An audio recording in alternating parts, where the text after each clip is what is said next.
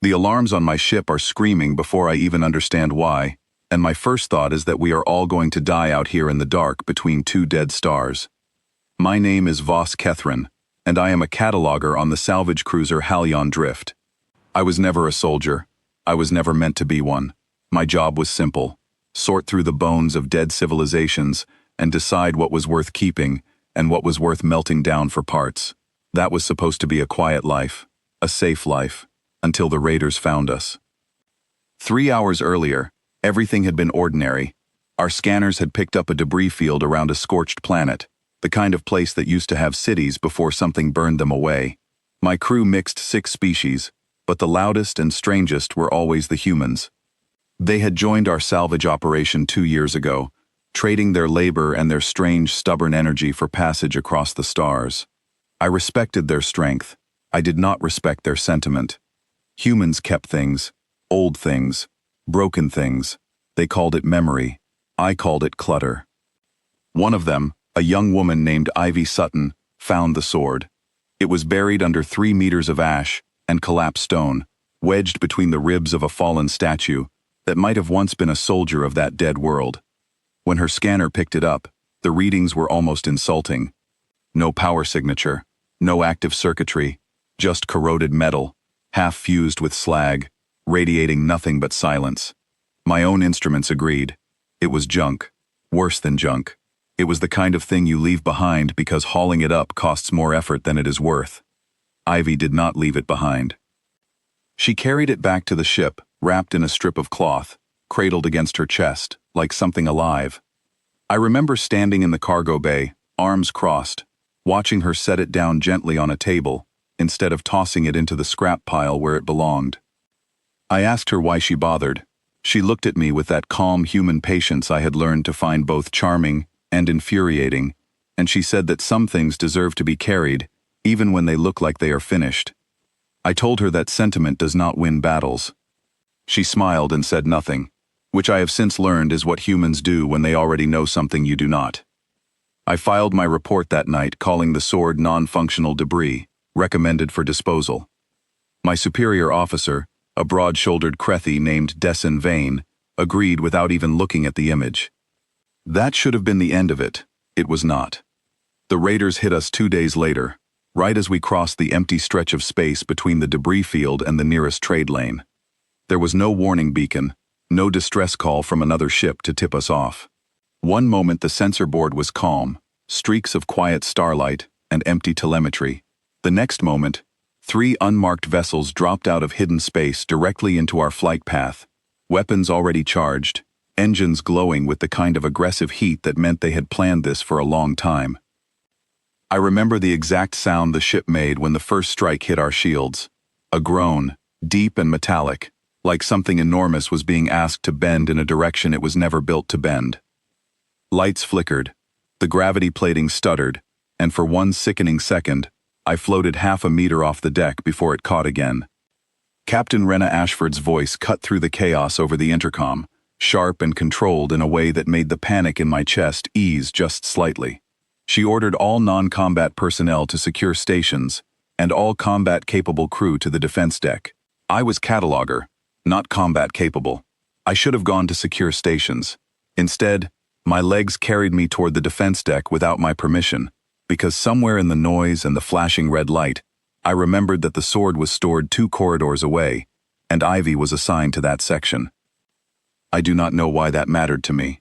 I told myself later it was curiosity. I have come to understand it was something closer to worry, though admitting that still feels strange on my tongue. By the time I reached the corridor, the ship had taken 2 more hits. The lights had dropped to emergency red, casting long shadows that made every doorway look like a mouth. I found Ivy exactly where I expected, in the narrow storage room where the artifact had been kept. Except now the door to the room was jammed, warped by heat from a strike that had scorched the outer hull just beside it. She was working the manual release with her bare hands, sparks catching on her sleeves, and when she looked up at me there was no fear in her face. There was frustration, focus.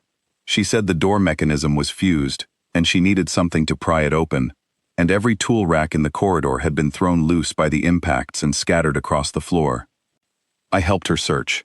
My hands are not built for delicate work, but panic makes everyone capable of strange things. We found a length of pipe, wedged it into the gap, and together, we forced the door open, just as another impact rocked the ship hard enough to throw us both against the wall. Inside the room, the sword sat exactly where it had been left, still wrapped, undisturbed by the chaos outside, as if it existed in a small pocket of calm. Ivy grabbed it without hesitation.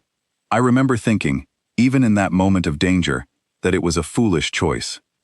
There were emergency sidearms mounted along that very corridor, charged and ready, weapons that could actually do something against armored raiders. And she chose a corroded piece of metal that our own scanners had called worthless. I told her as much, my voice louder than I intended, sharp with the kind of fear that makes you cruel to the people around you. She did not answer with words. She unwrapped the cloth as she ran, and I saw the blade catch the red emergency light, dull and pitted, exactly as useless as it had looked in the cargo bay 2 days before. We reached the defense deck just as the raiders breached the outer hull 3 corridors down. I heard it before I understood what it meant. A tearing groan of metal, followed by a rush of decompression alarms, and the sudden, sharp scent of scorched air being pulled through failing seals. Emergency bulkheads slammed shut around the breach point, sealing half the crew away from us, cutting off Captain Ashford's team from the rest of the ship. That left us with almost nothing. A handful of crew on the defense deck, most of them not fighters by trade, facing an enemy that had clearly done this before. The first raider came through the connecting corridor in armor that looked scavenged from a dozen different battles, mismatched plates fused together with the same careless brutality as their ship design. Behind him came 2 more, moving with the practiced coordination of people who had boarded vessels many times and never once failed to take what they came for. I will admit, plainly, that I froze. My training as a cataloger had given me nothing for this moment. My hands shook. My mind offered no plan beyond finding a place to hide and waiting for it to be over. Ivy did not freeze. She stepped forward, the corroded sword held loosely in her hand, and I remember thinking that this was the moment I would watch a friend die over a piece of scrap metal she refused to let go of, even when it made no sense to keep it. The lead raider raised his weapon toward her, confident, almost bored, the way a predator looks at something it has already decided is beneath serious effort. That was when the sword changed. I have replayed that moment countless times since, trying to find better words for it, and never quite managing. The rust did not melt or burn away. It simply stopped being there, flaking off in a fine dust that caught the emergency light like drifting ash, revealing beneath it a surface unlike anything our scanners had ever mapped. Not metal in the way we understand metal. A lattice of interlocking lines that shifted faintly, like something breathing, like something waking after a very long sleep. Light gathered along the blade's edge, not sharp or violent, but steady, deliberate, the way dawn gathers before the sun actually rises. The corridor's red emergency glow was swallowed by a soft white brightness that had no source I could identify, coming from the weapon itself, and yet somehow also from Ivy's hand wrapped around its hilt. The raider hesitated, just for a heartbeat, but a heartbeat was enough. I will not describe in detail what followed, because the specifics matter less than what it revealed to me. The blade responded to Ivy, the way our best combat systems respond to their most experienced pilots. Except there was no interface, no neural link, no command codes exchanged between flesh and machine. It simply moved as she moved, as though it had been built specifically to answer her, and no one else. She did not fight like a soldier trained in our academies, all calculated angles and predicted outcomes. She fought like someone who trusted the weapon completely, who had decided, somewhere between the cargo bay and this corridor, that carrying something others called worthless was worth the risk of being wrong. She was not wrong. The raiders who had come through that breach so confidently found themselves facing something their scans had never prepared them for either, because whatever that blade was, it did not register on any instrument I later checked. It moved without heat signature, without energy discharge, without the telltale hum of powered weaponry. It simply was, in a way that made our entire understanding of technology feel suddenly small. The 2 remaining crew members on the defense deck, a quiet engineer named Callum Brooks and a young technician named Freya Lindholm, used the opening Ivy created to seal the secondary bulkhead behind the retreating raiders, trapping the boarding party's second wave before they could reinforce the breach. It was not glory that saved us in that moment. It was teamwork, quick thinking, and one human refusing to let go of something everyone else had already given up on. The battle did not end cleanly. Nothing in war ever does. The raiders eventually pulled back when their lead ship took damage from Captain Ashford's counterattack on the bridge, using our forward cannons in a maneuver so aggressive, I still do not fully understand how she pulled it off without tearing our own hull apart in the process. When the enemy vessels finally broke off and vanished back into hidden space, the silence that followed felt heavier than the noise that had come before it. I found myself sitting on the floor of the defense deck afterward, back against a scorched wall, staring at Ivy as she carefully wrapped the sword back in its cloth. The light had faded from the blade the moment the danger passed, and the rust, impossibly, began creeping back across its surface, as though it were settling back into hibernation, now that its purpose had been served. I asked her, my voice still unsteady, how she knew that thing would work, when every scanner we owned had called it dead. She thought about the question for a long moment before answering. She said she did not know, not really. She said her grandmother used to tell her that some things are not broken, they are only waiting, and that the difference between junk and treasure is sometimes just whether the right person is willing to hold on a little longer than makes sense. I did not have a response for that. My people build our understanding of the universe on data, on measurements, on things we can prove. Ivy's answer offered none of that, and yet I could not argue with what I had just witnessed with my own eyes. Over the following days, as the ship's engineers repaired the hull breach and the medical bay tended to the injuries from the boarding, I found myself returning again and again to the storage room where the sword now rested, still wrapped, still silent. I ran every scan I could think of. I cross-referenced its lattice pattern against every archive in our database. I found nothing. No civilization we had ever cataloged had produced anything like it. No historical record matched its design. It was, by every measurable standard, an impossible object. Captain Ashford called a debrief once the ship was stable again, gathering the senior crew in the observation deck that looked out over the scarred hull and the drifting field of raider wreckage beyond it. I attended, mostly out of habit, expecting to give my usual dry summary of salvage inventory. Instead, I found myself talking about the sword, about what I had seen, about how thoroughly it had defied everything I understood about technology and function. Dessen Vane, my superior officer, listened with the same skepticism I would have offered a week earlier. He asked the obvious question. If the weapon was so powerful, why had our scans read it as dead?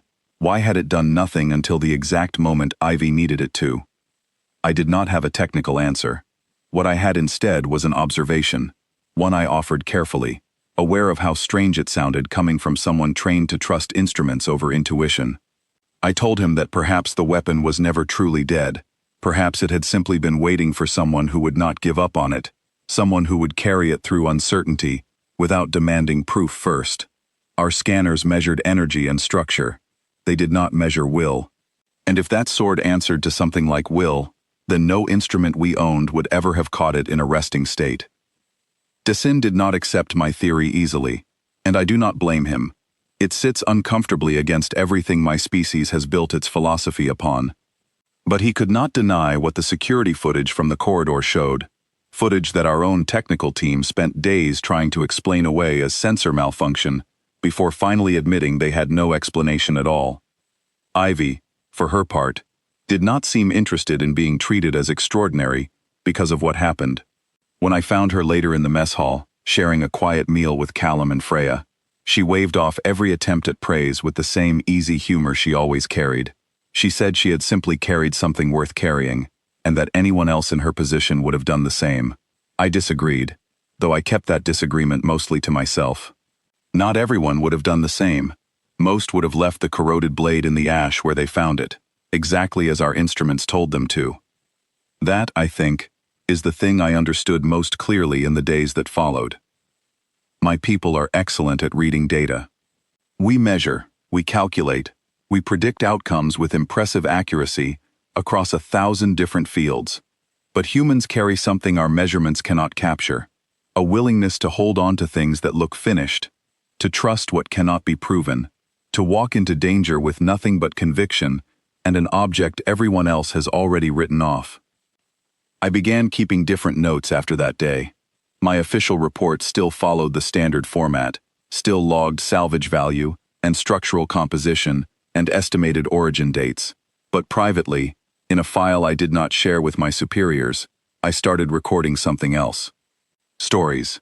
Small observations about the crew, about the strange, stubborn faith humans seem to carry into every uncertain situation, about the way Ivy Sutton had looked at a piece of rusted metal and seen something worth trusting long before any scanner agreed with her. We eventually reached the trade outpost we had been heading toward before the attack, delivering our salvage haul and filing our reports with the regional authority. The sword stayed with Ivy. I helped her petition for personal ownership of the artifact, arguing on record that its unique properties made it unsuitable for standard salvage classification, and that its clear bond with a specific individual meant it likely would not function for anyone else, regardless of who claimed it. The review board, still baffled by the footage from that corridor, approved the request without much resistance. Before we parted ways at the outpost, my contract with the Halion Drift coming to its natural end, I asked Ivy one final question. I asked her if she ever doubted, in that corridor, with raiders bearing down on her, and nothing but a piece of rusted metal in her hand, whether she had made the wrong choice.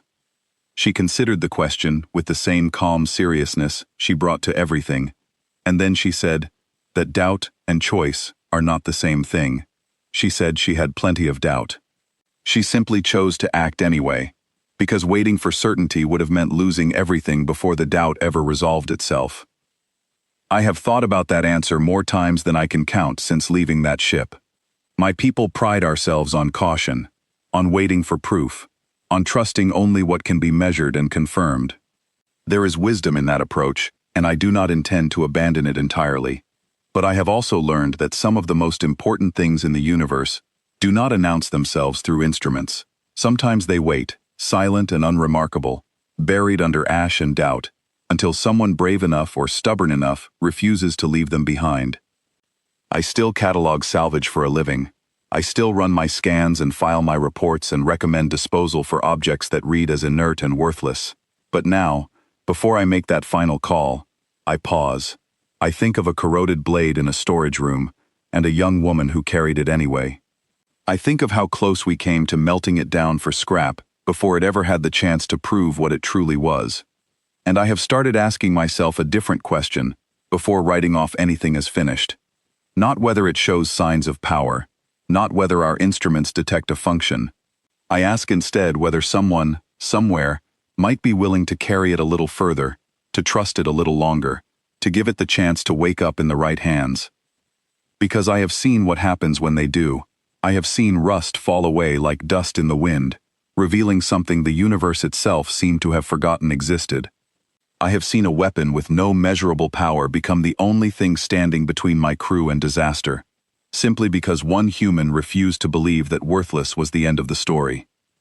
I do not know how many other treasures are out there right now, buried under ash and doubt, waiting for someone who has not yet given up on them. But I know this much for certain. I will never look at rusted metal the same way again.